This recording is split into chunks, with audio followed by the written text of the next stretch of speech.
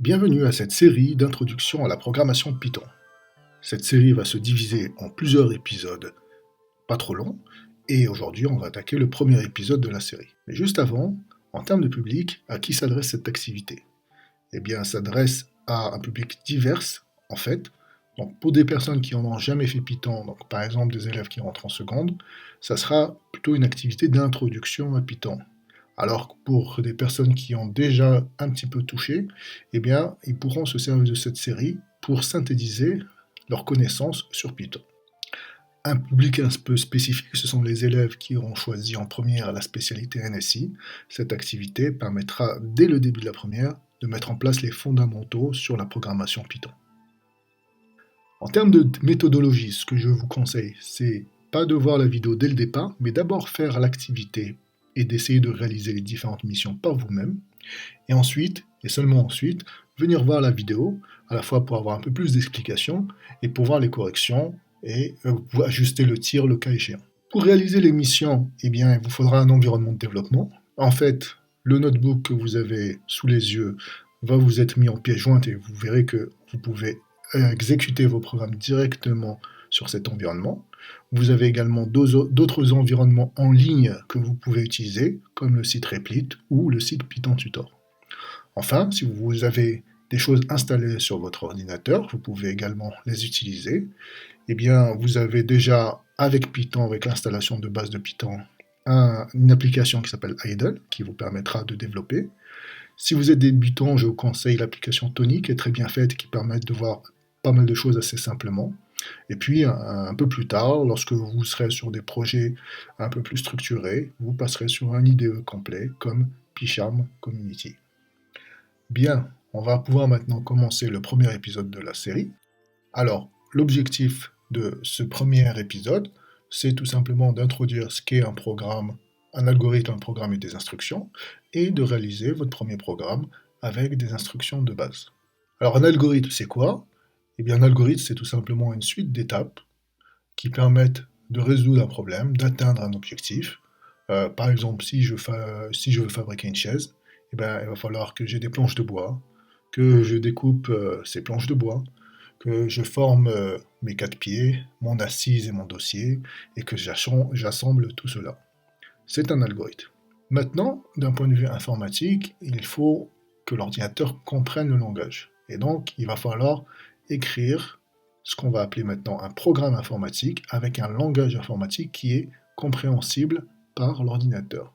Et ce programme informatique, il va pouvoir être exécuté par le processeur de la machine. Alors, un programme, c'est quoi? En fait, c'est juste une suite finie d'instructions. Donc, on va avoir une première instruction, et en Python, eh bien, on va simplement revenir à la ligne pour avoir la deuxième instruction, etc., jusqu'à la dernière instruction. Alors, ces instructions, elles sont de nature différente. On va en voir tout de suite quelques-unes, et bien sûr, on approfondira au fur et à mesure de l'avancement de la série. Un premier type d'instruction, ce sont les opérations entre des données. Vous avez l'habitude en mathématiques de faire des additions, des multiplications. Eh bien, une des premières choses que va faire l'ordinateur, c'est faire des opérations. Donc, par exemple, une addition, ça se fera en Python, comme ça se fait en mathématiques, on mettra 2 plus 2 pour faire cette opération d'addition. Alors, ça peut paraître simple, mais il faut faire attention tout de même à certaines choses. Cette ligne-là, 2 plus 2, c'est une instruction en Python. Vous remarquez qu'au niveau de l'indentation, eh bien, on commence tout à gauche. Python est un langage très sensible à l'indentation. Donc, on ne met pas d'espace avant, on ne met pas de tabulation avant.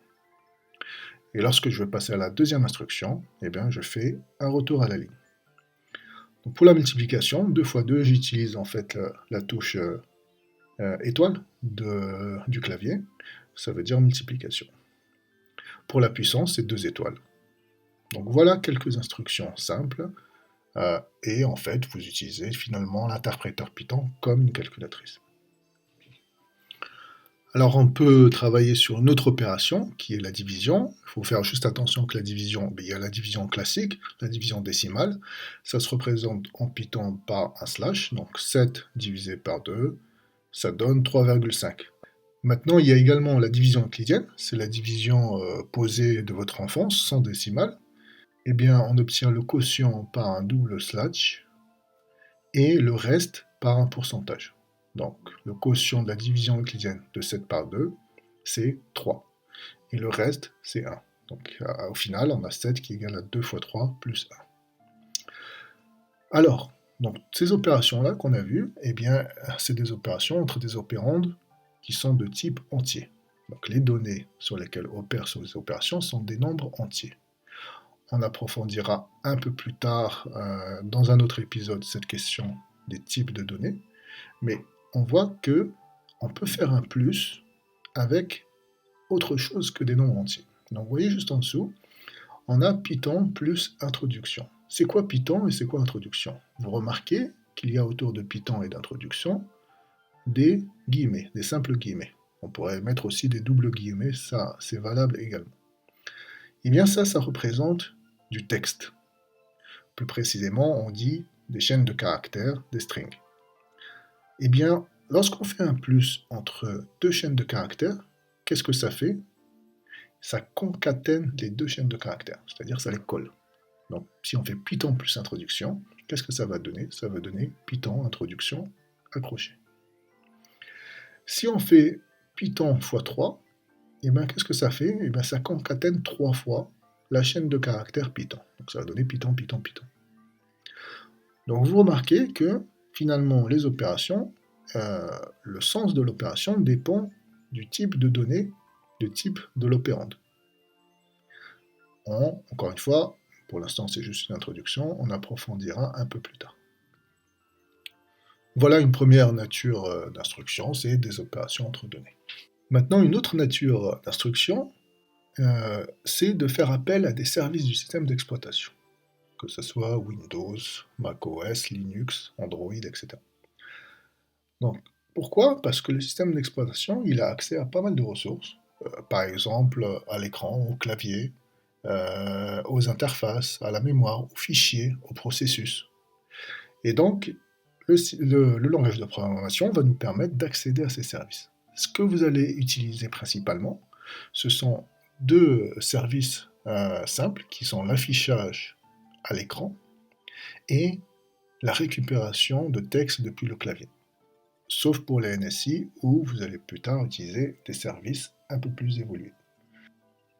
On peut très bien partir du langage de programmation, gérer des fichiers, créer des processus, lancer des applications, et c'est le principe des bots.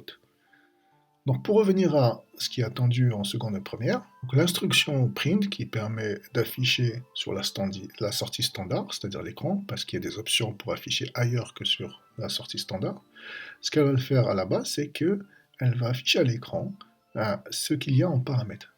Quand on dit ce qu'il y a en paramètres, c'est-à-dire ce qu'il y a à l'intérieur des parenthèses du print.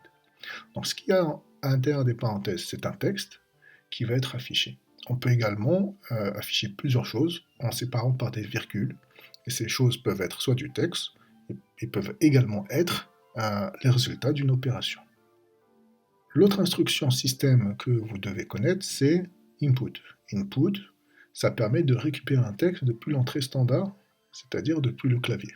On pourrait également récupérer depuis autre chose que le clavier, comme un fichier. Alors, input, qu'est-ce que ça va faire? Lorsque vous allez exécuter cette instruction, ça va ouvrir un rectangle, une zone de saisie pour l'utilisateur. La question que vous avez mis en paramètre va lui être posée, et lui va insérer depuis le clavier le texte qu'il souhaite. Lorsqu'il aura validé en appuyant sur Entrée, eh bien, cette fonction va retourner le texte qui a été saisi. Donc voilà pour les appels au service du système d'exploitation. Il y a bien entendu d'autres natures d'instructions qu'on verra par la suite, mais ça va être essentiellement des instructions d'affectation pour gérer des variables, on verra ça dans un prochain épisode, et des instructions de contrôle de l'exécution du programme. Par exemple, pour n'exécuter une instruction que sous certaines conditions, ou bien pour répéter l'exécution d'instructions. Voilà, c'est terminé pour le premier épisode. On va maintenant passer aux différentes missions. Donc encore une fois, si vous ne les avez pas faites au préalable, vous mettez la vidéo en pause, vous les faites et vous revenez ensuite. Bien, si vous êtes ici, c'est que vous avez réalisé les différentes missions, bravo, et donc on va pouvoir passer à la correction. La première mission, ce qu'on nous demandait, c'est de programmer une instruction qui affiche le texte 7 égale à 3 fois 2 plus 1. Mais ce qu'on veut, c'est afficher le texte en calculant les valeurs 3 et 1 avec des expressions arithmétiques. Donc, on a dit une instruction qui affiche, ça veut dire quoi? Ça veut dire qu'on va utiliser l'instruction clé, c'est print. On y va. Donc je commence. Alors, faites attention que ici, vous voyez, je suis en train d'écrire un programme Python. Il y a une première ligne où il y a un dièse. Le dièse, en fait, va permettre de gérer un commentaire sur une ligne. Donc c'est quelque chose qui ne sera pas exécuté. C'est juste un commentaire qui permet de renseigner sur ce qu'on est en train de faire. Alors, on y va. Donc print, et entre parenthèses, il faut écrire un texte. Donc je peux utiliser simple guillemet ou double guillemet. Et je vais écrire 7 égale à 3 fois 2 plus 1. OK. Donc si j'exécute ça, donc j'appuie sur le bout de triangle, donc j'obtiens 7 égale à 3 étoile 2 plus 1. J'ai bien programmé une instruction, elle m'affiche bien le résultat souhaité à part le petit fois, que je pourrais transformer en un x, mais je n'ai pas répondu à l'énoncé. Pourquoi? Parce qu'on m'a demandé de calculer les valeurs 3 et 1 avec des expressions arithmétiques. Donc, le 7 et le 2 sont donnés, je ne peux pas les modifier. Donc je vais mettre 7 égale, et je vais arrêter mon texte ici. J'inclus l'espace et je ferme mon texte. Et ce que je vais utiliser, donc j'efface le reste pour ne pas vous embrouiller. Donc ce que je vais utiliser, c'est, on a vu que le print pouvait afficher plusieurs choses en les séparant par des virgules. Donc je mets virgule. Et la deuxième chose que je voudrais afficher, c'est 3. 3, c'est quoi? C'est le quotient de la division euclidienne de 7 par 2. Donc comment on fait ça? On fait 7 / 2. Ok? Alors, voilà, j'ai écrit ça. Alors ensuite, qu'est-ce qu'il faudra que j'écris? Il faudra que j'écris fois 2 plus. Donc je mets un nouveau texte. Je commence par un espace pour respecter le même alignement. 3. Je vais mettre un X, tiens. Et pourquoi j'ai mis 3? Pardon. Donc je dois mettre fois. Un seul espace est suffisant. Et ensuite 2. Plus. Et 1, je vais le calculer également. Donc 1, c'est quoi? C'est le reste de la division euclidienne de 7 par 2. Donc, on a vu tout à l'heure qu'on utilise un opérateur qui s'appelle pourcentage. C'est le modulo, le reste de la division euclidienne. Donc 7 par 2. Voilà, j'exécute ça. Et donc, j'ai bien affiché sur ma sortie standard 7 égale à 3 fois 2 plus 1. Voilà, la mission A1 est réalisée. On va pouvoir passer à la suite. On passe maintenant à la mission 1.2. On va programmer une instruction qui affiche un texte entré par l'utilisateur depuis le clavier. Alors encore une fois, on va faire une seule instruction. Donc pour afficher, on a vu que c'était print, et pour récupérer un texte, on avait vu qu'il fallait utiliser la commande, l'instruction input. Donc je veux afficher, donc je commence par print, parenthèse, et qu'est-ce que je veux afficher?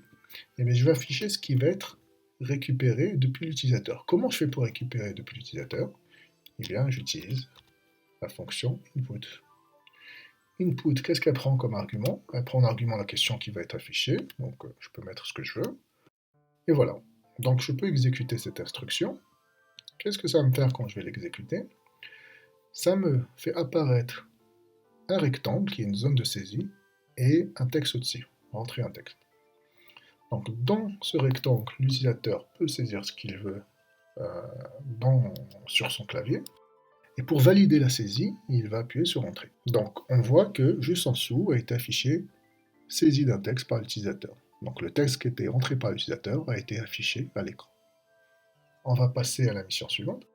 Donc la mission 1.3, qu'est-ce qu'on doit faire? On doit programmer une instruction qui demande à l'utilisateur son nom, le récupère, puis l'affiche concaténée 10 fois. On a vu que si l'on voulait concaténer plusieurs fois un texte, on pouvait utiliser l'opérateur fois, juste après la chaîne de caractères. Donc, qu'est-ce qu'on va faire? On va afficher, donc print. Qu'est-ce qu'on va afficher? On va afficher ce qui a été récupéré de l'utilisateur. Donc, on demande à l'utilisateur d'insérer un texte. Et donc, on va lui demander son nom. Mais par contre, on veut quoi? On veut le répéter 10 fois. Donc, on veut concaténer cette chaîne de caractères 10 fois. Donc, on va faire x10. Voilà, on peut exécuter. Donc, on écrit votre nom. L'utilisateur rentre son nom. Il valide en appuyant sur Entrée. Et donc, nous avons le nom qui est répété 10 fois. Voilà, c'est terminé pour le premier épisode. J'espère que ça a été clair. Si vous avez des questions, n'hésitez pas à les poser. Et je vous dis à bientôt pour le deuxième épisode.